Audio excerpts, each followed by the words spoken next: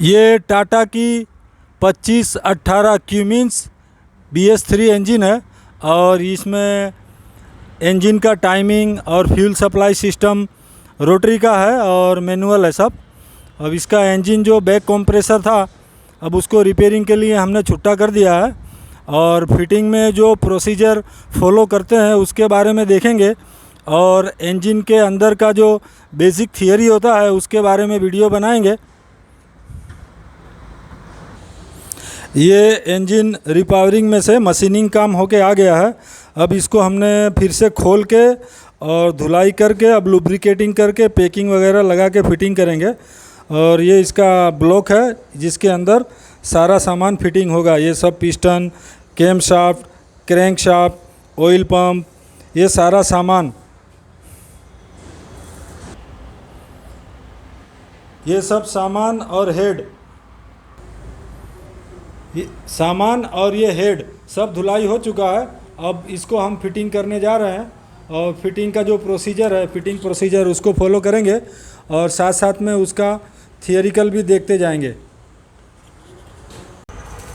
ये engine overhauling kit है और इसके अंदर piston, liner, main bearing, connecting bearing और हेड का सभी सामान आ जाता है। जैसे पैकिंग है, वाल, सील, गाइड, ये सभी सामान आ जाता है। और ये 32,786 रुपया MRP है इसका। कभी भी इंजन बनाते हैं और अलग अलग कंपनी का सामान डालते हैं, उससे अच्छा TGP टाटा जेन्युइन पार्ट्स का ओवरहॉलिंग किट ले लेंगे तो इंजन का सभी सामान, ऑयल सील, पैकिंग वगैरह सब आ जाएगा, फिल्टर और ऑयल छोड़ के। ये पिस्टन है और ये 2011 मॉडल की गाड़ी है, लेकिन अब जो 2011 के गाड़ियों के साथ 2011 में जो गाड़ियां खरीद रहे थे उसके साथ जो पिस्टन आता था वो पिस्टन अब मैन्युफैक्चरिंग बंद हो गया है। अब ये मॉडिफाइड वाला ही पिस्टन मिलता है दुकानों पे भी और ओवरहॉलिंग किट में भी। तो ओवरहॉलिंग किट लेंगे तो उसमें मॉडिफाइड पिस्टन आ जाएगा। तो ऑयल गाढ़ा होने का जो समस्या थी वो निकल चुकी है। अब कंपनी ने भी सुधार कर दिया है और सब दुकान वाले भी अब यही रखते हैं। ये हमारा क्रैंक शाफ्ट है, धुलाई होके इसके जितने होल है सब में हमने हवा मार लिया है। फिटिंग से पहले क्रैंक शाफ्ट को धोने के बाद, फाइनल धोने के बाद उसको पोंछ दें। पोंछने के बाद जितने भी होल होते हैं, ये मेन जनरल के होल सभी के सभी 6 का 7 का 7 मेन जनरल और 6 का 6 कनेक्टिंग जनरल जो होता है उसके अंदर ये कनेक्टिंग का जनरल है। ये होल दिखाई दे रहा है इसमें। तो कनेक्टिंग के जनरल में भी हवा मार दे ताकि अंदर कुछ भी हो, एमरी हो, कोई मेटल का टुकड़ा चला गया हो या अंदर पानी रुका हो या धूल मिट्टी हो, सब चीज़ निकल जाएगा। एयर मार के ही इसको फिटिंग करना है। ये पिस्टन रिंग का सेट है BS3 स्टैंडर्ड का, क्योंकि लाइनर नया पड़ा है तो स्टैंडर्ड का ही सेट आएगा। ओवरहॉलिंग किट में स्टैंडर्ड का ही पिस्टन रिंग निकलता है। और ये टाटा जेन्युइन का डालते हैं तो बहुत दिनों तक देखना नहीं पड़ता है, अच्छा रहता है। ये क्रैंक शाफ्ट है, बीच में क्रैंक शाफ्ट और उसके बगल में ऑयल पंप लगता है। ब्लॉक के अंदर पहले ये फिट होगा, उसके बाजू में फिर ऑयल पंप लगेगा, उसके बगल में क्रैंक शाफ्ट के गियर से ही कैम शाफ्ट का गियर भी घूमता है, ऑयल पंप का गियर भी घूमता है। क्रैंक शाफ्ट के जो पीछे वाला सिरा है जिसमें होल आते हैं, ये 8 के 8 होल जो दिखाई दे रहे हैं इसमें फ्लाईव्हील लगता है। और इसके आगे के सिरे में डंपर पुली यहाँ पे लगती है, जो बेल्ट, जिससे बेल्ट ड्राइव होता है और उस पुली और बेल्ट के through dynamo, belt tensioner, water pump, ये सारी चीज़ें उससे घूमती है। मतलब इंजन के अंदर जितने भी यूनिट लगेंगे सब के सब क्रैंक शाफ्ट से ही जुड़े रहेंगे। क्रैंक शाफ्ट की ताकत लेके ही सारे के सारे आइटम घूमते हैं। क्रैंक शाफ्ट को ब्लॉक में फिटिंग करने से पहले ये सारे होल में हवा मार लेना है और कैप के बोल्ट के जो थ्रेड है उसमें भी हवा मार लेना है ताकि अंदर कुछ कचरा हो तो वो निकल जावे और एकदम साफ साफ रहेगा तो बोल्ट सही से टाइट होगा। पिस्टन के ऊपर ऑयल स्प्रे करने का ये जो जेट दिखाई दे रहा है ये प्लास्टिक का आता है। इसको जब भी इंजन बनाए तो चेंज कर लें, और इसके होल में एक बार फूंक मार के कंफर्म कर लें कि बैठाने में होल जाम तो नहीं हो गया है। ये सभी सामान धुलाई हो चुका है। अब एक एक करके सबको हम फिटिंग करेंगे। पहले क्रैंकशाफ्ट फिटिंग करेंगे क्रैंकशाफ्ट को, उसके बाद कैम शाफ्ट को, उसके बाद पिस्टन ठोकेंगे, साथ साथ में उसके बारे में भी देखते जाएंगे। मतलब ये सभी मेन जनरल की जो बेरिंग है उनको ब्लॉक में लगा लिया हमने, और लगाने के बाद इसमें ऑयल मार देना है। उसके बाद क्रैंक शाफ्ट को साफ़ करके अच्छे से इसके ऊपर रख देंगे। ये क्रैंक की जनरल जो क्रैंक का बेरिंग होता है उसका कट वाला भाग कट पे मिला देना है, और जब केप लगाएंगे तो कट के बगल में केप का कट वाला भाग आएगा, मतलब लेबल की तरफ लेबल आएगा और कट के बगल में कट वाला भाग आएगा। इस तरह से क्रैंक के केप को लगाना है। और इन बेरिंगों को जब हम धुलाई करने के लिए खोलते हैं तो इनके अंदर पीछे से हम नंबर मार देते हैं। ये 7 बेरिंगें जिस तरह से रहती हैं, 1 number, 2 number, 3 number, 4 number, 5 number, ये 6 नंबर का बेरिंग जो आता है चौड़ी आती है थ्रस्ट बेरिंग के साथ। इसके बगल में भी जो ये भाग है, ये वाला भाग दिखाई दे रहा है, ये वाला, इसको थ्रस्ट बेरिंग बोलते हैं। इस वाले भाग को ये बेरिंग के साथ में ही आता है। और टाटा के 497, 697 इंजन में ये साइड वाला भाग अलग से आता है, उसको अलग से बैठाना भी पड़ता है। ये थ्रस्ट बेरिंग बोलते हैं। जो क्रैंक शाफ्ट का एंड प्ले, ये इस तरह से क्रैंक शाफ्ट में एंड प्ले होना चाहिए और आगे पीछे भी उसको बेरिंग का काम भी होगा। तो ये क्यूमिंस इंजन में ये दोनों ही जो है साथ में ही आता है 6 नंबर में, और ये 7 नंबर का बेरिंग है। और 7 केप हैं, 6 सिलेंडर में 7 केप आएंगे, और 4 सिलेंडर का इंजन है तो उसमें 5 आएंगे। इस तरह से अरेंजमेंट बेरिंग का दिया हुआ रहता है। और अब हम क्रैंक शाफ्ट फिटिंग करेंगे। आगे ला, थोड़ा सा उठाओ,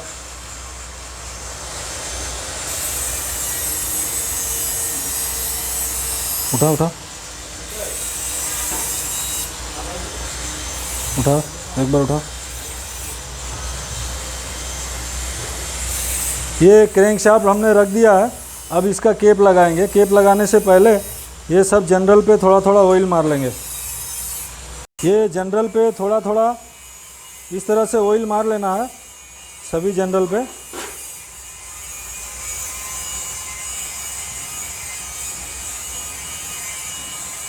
और अब हम केप लगाएंगे। ये इस तरह से केप के ऊपर ऑयल लगा लेना है। और ये प्लेन वाला जो हिस्सा दिखाई दे रहा है इसका, ये प्लेन वाला भाग, ये वाला और ये खांचे वाला, ये दोनों मिलाना है। कट के बगल में कट को लगाना है, प्लेन की तरफ प्लेन को लगाना है, इस तरह से।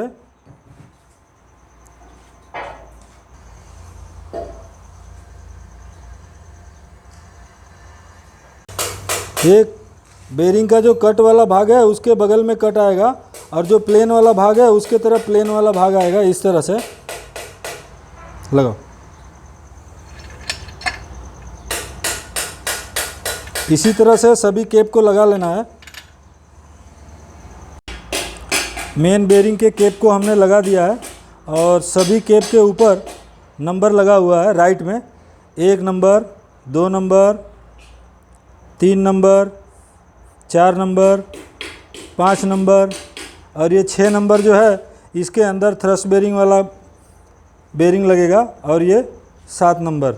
इस तरह से लगा देना है। लगाने के बाद सभी को एक बराबर टॉर्क मारना है। कितना किलोग्राम में अगर देखेंगे तो 18 किलोग्राम का, 18 केजी का, और उसको अगर एलबी में कन्वर्ट करेंगे तो 130 एलबी होता है।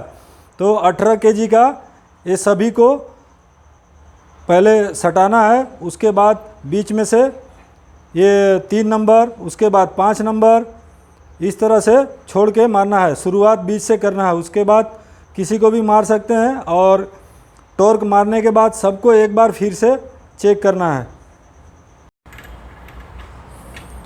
सबको मिला लेंगे। 3 नंबर, 3 पहले 3 को सटाना है। अभी 5 नंबर लेना। उसके बाद 5 नंबर को सटाना है। उसके बाद एक एक छोड़ के अल्टरनेट सबको सटा लेंगे। उसके बाद टॉर्क मारेंगे। टॉर्क की शुरुआत 3 नंबर से 5 नंबर, उसके बाद फिर 2 नंबर 6 नंबर, उसके बाद 1 नंबर और 7 नंबर को 18 kg का टॉर्क मार लेना है। इस तरह हमारा क्रैंकशाफ्ट पूरा प्रॉपर फिटिंग हो जाएगा। मारो। जब टॉर्क मारे हैं तो 18 किलो पे सेट करके 3 नंबर में पहले मारना है, उसके बाद 5 नंबर में मारना है,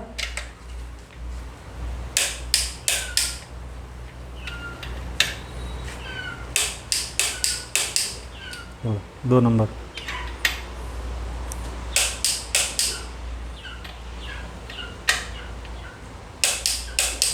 6,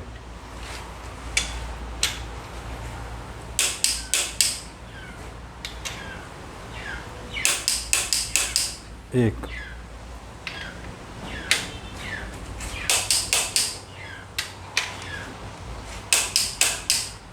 7,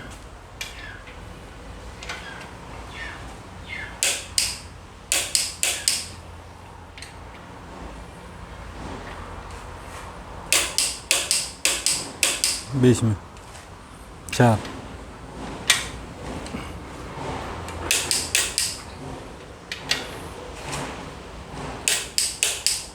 घुमा। इस तरह से सभी को पारा पारी टॉर्क मार लेना है और क्रैंकशाफ्ट इस तरह से फ्री हो जाएगा। क्रैंकशाफ्ट टॉर्क मारने के बाद एकदम फ्री होना चाहिए और उसके बाद का प्रोसीजर चेक करना है। एंड प्ले होना चाहिए।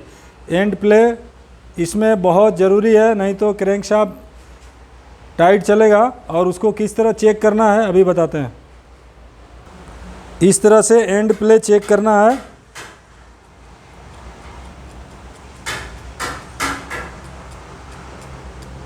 थोड़ा सा चाल होना चाहिए आगे पीछे की तरफ, तब क्रैंकशाफ्ट फ्री रहेगा। इसको एंड प्ले बोलते हैं।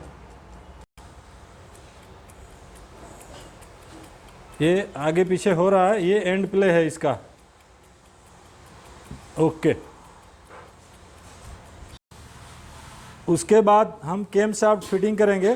कैम शाफ्ट को अच्छी तरह से धुलाई करके हमने रख दिया है। और इतने कैम शाफ्ट के जो जनरल होते हैं, ये जनरल है कैम शाफ्ट के 1 2 3 4 5 6 7। ये सातों जनरल के ऊपर ऑयल मार लेना है। उसके बाद इसको फिटिंग करेंगे। और कैम शाफ्ट गाड़ी में किस लिए आता है उसके बारे में देखते हैं। हेड के अंदर जो वाल लगे रहते हैं, इनलेट वाल और एग्जॉस्ट वाल, ये इस तरह से हेड में फिटिंग रहते हैं। अब इन वाल को टाइमिंग के हिसाब से एयर आने के लिए खोलने की ज़रूरत पड़ती है और धुआं निकलने के लिए ज़रूरत पड़ती है। और कंप्रेसर के वक्त दोनों को क्लोज, मतलब दोनों को बंद रखने के लिए भी ज़रूरत पड़ती है। तो इंजन में इस तरह का अरेंजमेंट रहता। तो कैम शाफ्ट जब घूमेगा ये गियर से, क्रैंक शाफ्ट के गियर से जब क्रैंक शाफ्ट क्रैंकिंग करेंगे तो ये मूव करेगा। मूव करने से क्या होगा, ज़रूरत के हिसाब से इस तरह से घुमाओ, इस तरह से ये पारा पारी जिसको भी खोलना है या बंद करना है, ये पुश रोड, ये टेपेट को, कैम शाफ्ट का जो ठोकर आती है वो टेपेट को हिलाएगी, ऊपर उठाएगी। और ये सलिया जो है रोकर को ऐसा मूव करेगा, रोकर का आगे का सिरा वाल को खोलेगा। ये क्रिया निरंतर चलते रहती है इंजन में। जब ये रुक गया, जब ये ऊंचा वाला भाग टेपेट के साथ ठोकर लगेगी तो ये पुश होगा। इस तरह से ये रोकर यहाँ से पुश होगा और रोकर का आगे का सिरा वाल को दबाएगा। और जब ये ठोकर वाला भाग वहाँ से चला जाएगा तो इस वाल में स्प्रिंग लगी होती है, तो इस तरह से वो वापस उसकी जगह पे वाल बंद हो जाता है। ये अरेंजमेंट का काम इस तरह से होता है। और हम टेपेट जो सेटिंग करते हैं तो वाल के ऊपर क्लियरेंस देखते हैं यहाँ पे इस तरह से। तो यहाँ जो हम क्लियरेंस रखते हैं वो एक्चुअली क्लियरेंस यहाँ के लिए नहीं होता है, यहाँ के लिए होता है। तो यहाँ पे सेटिंग का अरेंजमेंट नहीं होता और ये ब्लॉक के अंदर रहता है। तो इसलिए इसको सेटिंग करने का स्क्रू रोकर के ऊपर दिया है ताकि हमारा हाथ पहुंच सके और हम सेटिंग कर सकें। टेपेट जो सेटिंग करते हैं वो उसका असल क्लियरेंस यहाँ होता है। और ये पुश रोड, रोकर और टेपेट ये जिस गाड़ियों में आता है, ये हेवी ट्रक के अंदर ये सिस्टम आती है।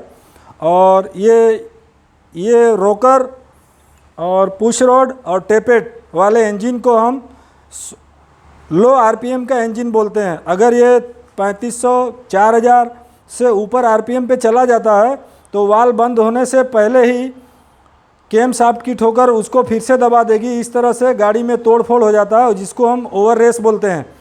तो और जिन गाड़ियों में हाई स्पीड के इंजन की ज़रूरत पड़ती है, सिर्फ स्पीड की ज़रूरत होती है, जैसे कार में, तो कार में केम शाफ्ट जो है वाल हेड के ऊपर लगा रहता है, जो डायरेक्ट वाल को ही दबाने का काम करता है, जिससे टेपेट और पुश रोड और रोकर का शाफ्टिंग ये सब की ज़रूरत नहीं पड़ती है। और उसमें इसी वजह से आरपीएम ज़्यादा आता है, 10,000 5,000 आरपीएम पे इंजन घूम जाता है। और वो हाई स्पीड होने से टॉर्क भी अच्छा देता है। तो बड़ी गाड़ियों में ये वाला सिस्टम होता है, जिसका केम शाफ्ट हेड के ऊपर नहीं लगा रहता है, बगल में होता है। और वाल को घुमाने के लिए टेपेट, पुश रोड, रोकर और रोकर शाफ्ट, ये इसमें क्यूमिंस इंजन में छोटे छोटे रोकर शाफ्ट सब रोकर के लिए अलग अलग आते हैं और हेड पे फिटिंग होता है।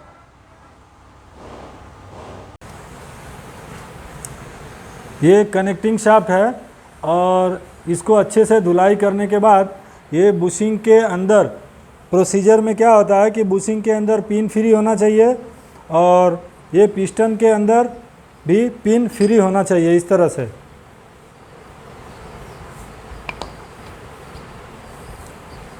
ये पिस्टन के अंदर भी पिन फ्री होना चाहिए और इसके अंदर भी। ये चेक करने का काम हमारा है। इंजन बनने के बाद जब भी आता है तो इसको धुलाई करें, धुलाई करने के बाद साफ़ करें, साफ़ करने के बाद ऑयल लगा के ये फ्री होना चाहिए।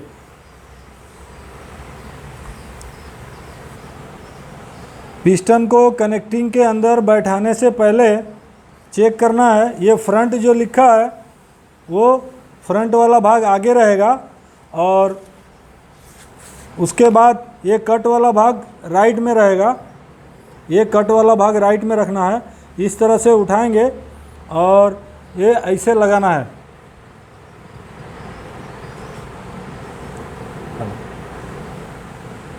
ये इस तरह से बैठाना है ऊपर।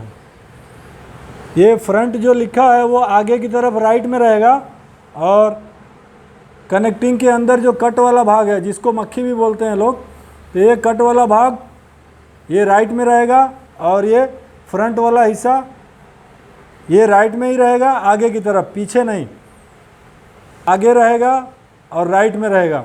और कट वाला भाग ये भी राइट में रहेगा। इस तरह से पिस्टन ठोक देना है 1 नंबर आगे की तरफ करके।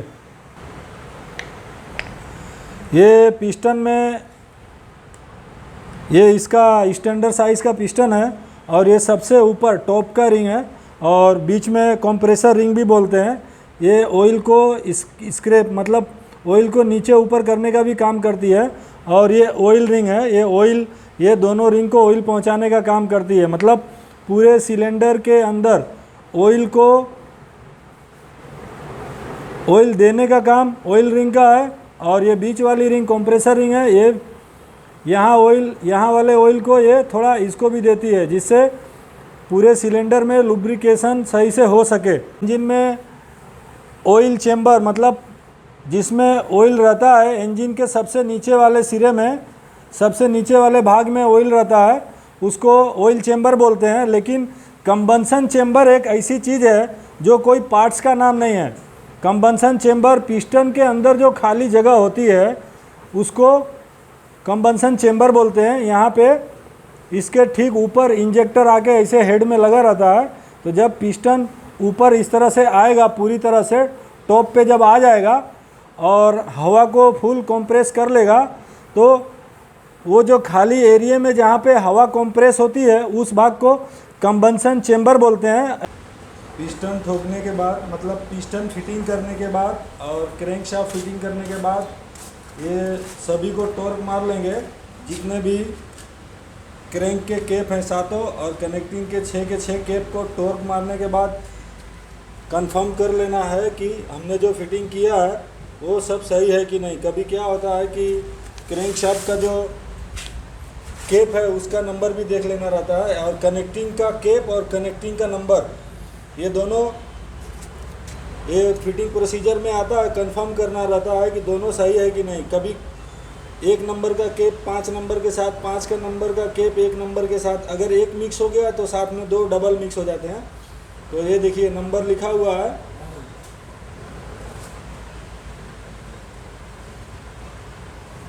TF12664 और यहाँ भी लिखा हुआ है TF12664। तो कनेक्टिंग और कनेक्टिंग का केप का नंबर सेम होना चाहिए। अगर चेंज हो गया है तो उसको फिटिंग नहीं करना है, पूरा कनेक्टिंग बदली करना है। इस तरह से सभी के नंबर सेम होंगे तो ही फिटिंग करना है, नहीं तो खोल देना है। और ये फिटिंग प्रोसीजर पूरा होता है। इसके साथ सभी केप को 18 kg का या 130 LB का टॉर्क मार लेना है। कनेक्टिंग के सभी केप को, केप के जितने बोल्ट हैं 6 के 6 यानी 12 केप के 6 केप के 12 बोल्टों को भी 90 LB का टॉर्क मार लेना है। उसके बाद फिर टाइमिंग कवर को लगाएंगे और उसके बाद कैम शाफ्ट फिटिंग करना है। कैम शाफ्ट फिटिंग करते वक्त उसका टाइमिंग क्या रखना है और पंप का गियर का टाइमिंग क्या रखना है और क्रैंक के साथ किस तरह से तीनों को मैच करना है एक दूसरे के साथ, वो देखेंगे। ये पिस्टन रिंग है, ये जो चमक रही है, कड़क आती है, स्टील के जैसा दिख रही है, ये टॉप की रिंग है। इस पर टॉप 1 लिखा आएगा। ये काली वाली जो दिखाई दे रही है बीच की रिंग है, कंप्रेसर रिंग, और ऑयल को स्क्रैप करने का भी काम करती है। और ये ऑयल रिंग है, ये सबसे नीचे लगेगी। और ये जो सबसे टॉप की रिंग आती है उसको अगर हम, ये इस तरह से क्रॉस होती है। ये ऊपर का जो सिरा है इसका चौड़ा होता है और ये अंदर का नीचे वाला भाग ये वाला पतला होता है। इस तरह से क्रॉस बैठती है पिस्टन में, ये बैठेगी। बैठने के बाद ही ग्रूव में बैठती है। अगर इसको हम बाहर से लगाएंगे तो नहीं लगेगी। ये टॉप 1 लिखा हुआ है यहाँ पे, अगर इसको हम यहाँ इस तरह से बैठाएंगे तो नहीं बैठेगी, ऑयल में चली जाएगी, ना स्क्रैपर इस बीच वाले में बैठेगी ना टॉप में बैठेगी। इसको जब हम इस तरह से बैठाएंगे तभी वो उसके खांचे में, क्योंकि ये ऊपर का इसका सिरा जो होता है मोटा होता है, अंदर वाला पतला होता है, इसलिए ये 1 नंबर वाली 1 नंबर में बैठने के बाद ही वहाँ पे सही से बैठ पाती है। बाहर से चेक करेंगे तो नहीं बैठेगी। ये ऑयल रिंग है और ऑयल रिंग में कभी भी इस पर भी नंबर लिखा रहता है, किसी ब्रांड का नाम रहेगा। इसको आप ऐसे भी लगा देंगे तो कोई बात नहीं, लेकिन ये लिखा हुआ जो हिस्सा है उसको ऊपर रखना है टॉप की तरफ। और ये जो इसकी रिंग है इसमें ये जो कलर वाला भाग है, ये जो एक कट वाला हिस्सा है, ठीक उसके सामने कलर वाला जो भाग है ऑयल रिंग के कट पे इस तरह से रखना है। इस कलर वाले हिस्से को यहाँ पे रखना है इस तरह से। अगर इसको ऐसे लगा देंगे तो रिंग, ये सही फिटिंग का तरीका नहीं है। ये हरा वाला भाग जो है कोई भी कलर हो सकता है, कलर वाला भाग यहाँ कट पे रखना है इस तरह से। ये इस तरह से लगा लेना है पहले इस रिंग को लगाने के बाद हरे कलर का सिरा जो है अपनी तरफ कर लेना है। और ऑयल रिंग जो होती है उसके ऊपर ये जो उषा लिखा हुआ है, उषा बहुत पुरानी रिंग है, ये अभी सप्लायर है टाटा कंपनी का उषा। तो ये वाला हिस्सा ऊपर रखेंगे इस तरह से।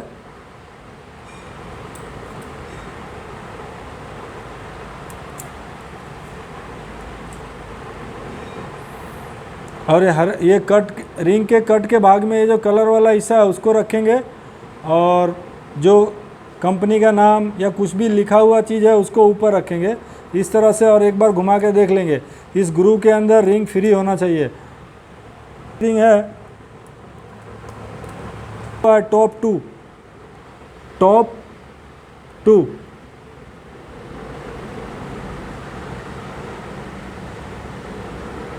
ये जो टॉप 2 लिखा हुआ है ये 2 नंबर की रिंग है। इस तरह से लगाएंगे, हाथ से भी बैठा सकते हैं, इजीली बैठ जाएगी। ये हो गई। बैठने के बाद इसको घुमा के देख लेना है कहीं चोट वोट तो नहीं लगी है, फ्री होना चाहिए। उसके बाद ये जो टॉप 1 लिखा है, टॉप 1, ये ऊपर की तरफ टॉप 1 जो लिखा हुआ है वो भाग ऊपर की तरफ करके इस तरह से बैठा देना है, बहुत आसानी से बैठ जाएगी। बैठ गई। अब ये सभी रिंगें बैठ गई हैं। इस तरह से पारा पारी सबको बैठा लेना है। ये रिंग बैठाने के बाद एक पिस्टन का रिंग बाकी रखना है फिटिंग प्रोसीजर के लिए। ये सब में से एक एक रिंग लेना है। ये ऑयल रिंग का ये बीच वाला रिंग निकाल देंगे और उसके बाद जो है ये तीनों रिंग को सिलेंडर के अंदर लगा के क्लियरेंस चेक कर लेना है। क्लियरेंस कभी भी चेक करना है, कोई भी इंजन बना के दे, कितना भी इंजन अच्छा बना के दे, क्योंकि वो पिस्टन रिंग तोड़ के उसका पैकिंग तोड़ के और सिलेंडर में चेक करके नहीं देते हैं। चेक करके देख लेना है, उसके बाद ही पिस्टन को रिंग चढ़ाना है, उसके बाद ही पिस्टन बैठाना है।